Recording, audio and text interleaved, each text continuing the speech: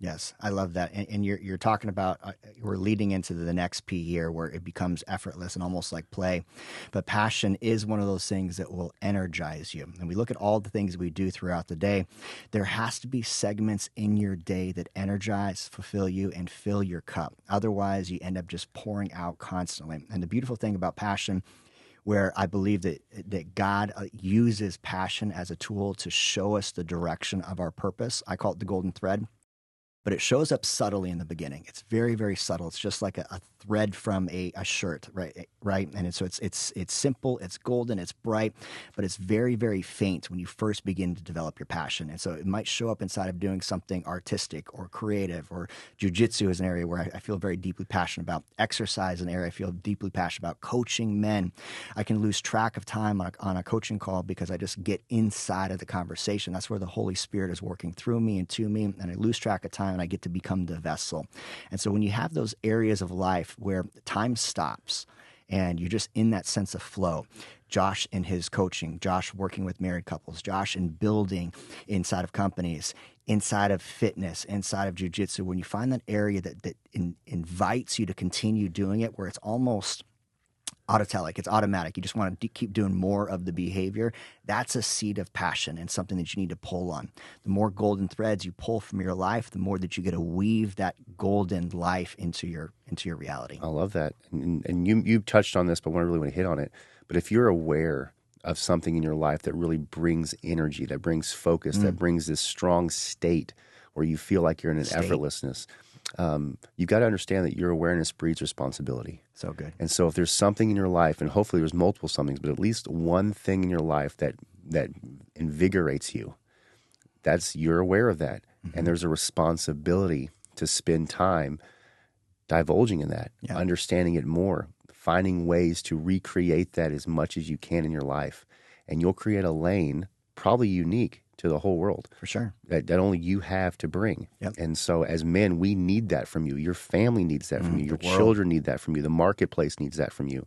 So if you're aware of these things, if you're aware of something, know that there's a responsibility for you to put some effort to it. Yes. And we're going to dive into that. Step out in fear if it's fear for you. Yep. Do it afraid.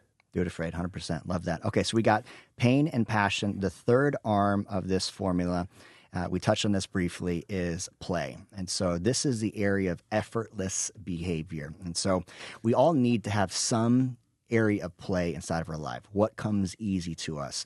So Josh talks about building. I think about an area of play that, and I had to go back to my childhood to really come up with this, but I loved building with Legos. Legos were my favorite thing in the world.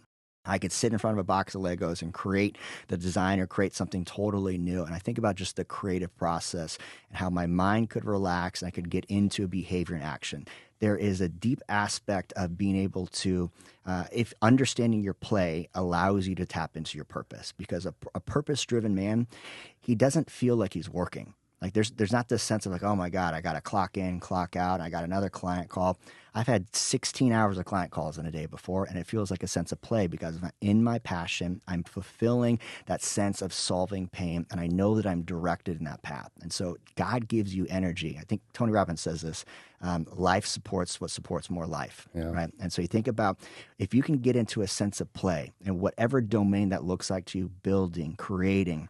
It could be music, it could be exercise, martial arts, whatever it is. But if you can find that sense of play, it'll catapult your purpose. That's so beautiful.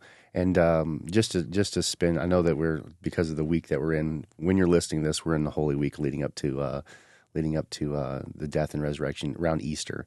And I'm thinking about even biblically that when the Israelites were drawn out of Egypt, out of slavery, that they spent 40 years in the desert. 40 years in the desert when the intention was for God to take them into the promised land. So as you think about your purpose, there really is a promised land for you. And you have the opportunity, like the Israelites did, for that to be an 11-day journey or potentially a 40-year journey. And the context of this that weighed on me so deeply, and even to this day weighs so deeply, is a lot of men will spend their life so embedded in their career that they don't actually get to taste their own promised land. Yeah. And so what a funny thing that if you get out of college around the age of 24, like most people do, and you retire at 64, like most people do, How 40 funny years that's in the 40 desert. years. Yeah. And working for someone and having a career is not the is not I'm not trying to make that an evil thing here, because this can play in the context of multiple areas of our life, but understanding that your purpose is so close to you. If you would take the time to honor it, Yeah. if you would take the time to do it afraid, if you would take the time to be disciplined in what you're called to do, that you won't spend 40 years in your own desert and never get to see your promised land.